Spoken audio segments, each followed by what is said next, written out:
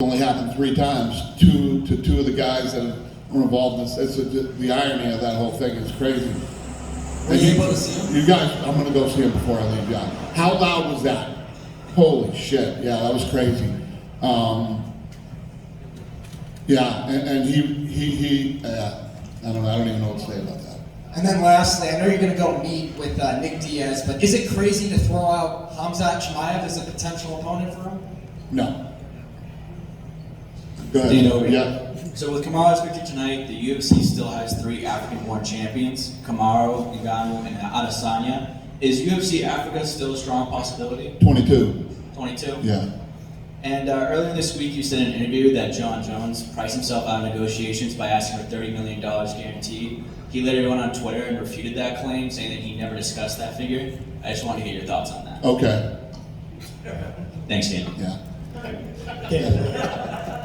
Survivor Flying with BBC Africa. You had prefaced part of my question by saying that Kamaru has come way from when he said 30% to now, the way he's actually been fighting so far recently. In one word, how would you describe Kamaru Usman so far? I love watching Usman fight. This guy comes in, if you look at him in his early career, he was one of those wrestlers that would come in and take you down, push you against the fence, try to grind you. He has completely evolved as a fighter. He's standing and knocking out Jorge Masvidal. I said it the other day, and I'll say it a million more times. The fight with him and Colby Covington was one of the greatest fights I've ever seen. Those two stood in there toe to toe, blasting each other until Colby went down with a broken jaw. He's not afraid to trade with anybody. He's not afraid to stand with anybody. If he has to wrestle, he wrestles. He's become an unbelievable, well-rounded fighter, one of the greatest ever, and on his way to possibly being the best ever. Now, you said UFC Africa is 2022. Would you definitely have all 3 African champions on that card? They're still champion by then?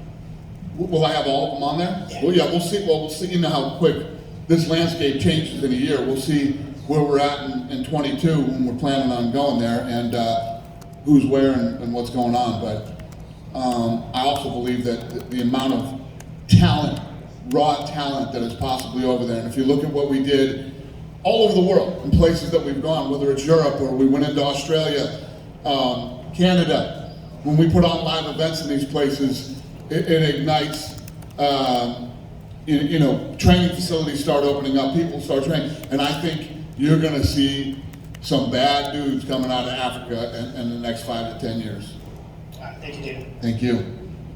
Yeah, just a couple more. As far as Usman, are you trying to keep him busy this year? Because you look at this division, I know you said Colby's next, but we have Nate Diaz and Leon Edwards in a couple weeks. You have Burns and Wonderboy. Like, there's quite a queue building up for him. Yeah, I don't think there is. That right now, I mean, the clear-cut guy right now is Colby. And then we'll see how all these other things play out for the next contender. But, there's no doubt that Colby Covington's the next guy. And as far as Uriah Hall, I mean, obviously kind of a weird way to get a win tonight, but is this the kind of victory that moves him forward? Because obviously, beats Anderson Silva, beats Chris Weidman, arguably the 2 greatest middleweight champions in UFC history back-to-back. Yeah,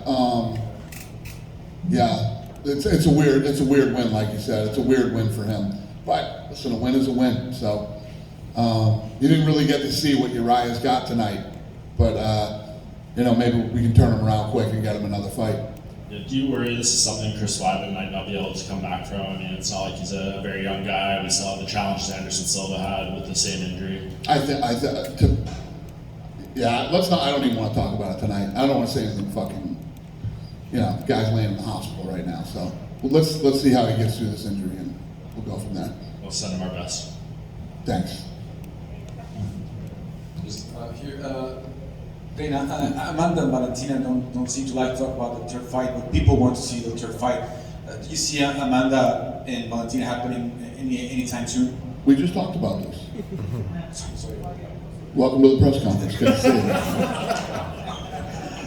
you. Sorry. We literally just talked about this. Sorry.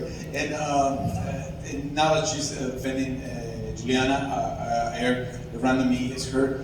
Where does Irene Aldana stands now? If she have a fight coming soon, if she could be be ready for in case that Juliana gets injured or something like that. Well done. I'll need a translator for that one.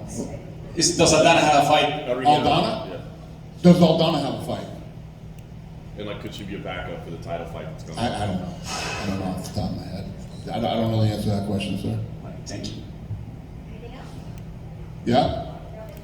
Have a good night, you guys. Thanks.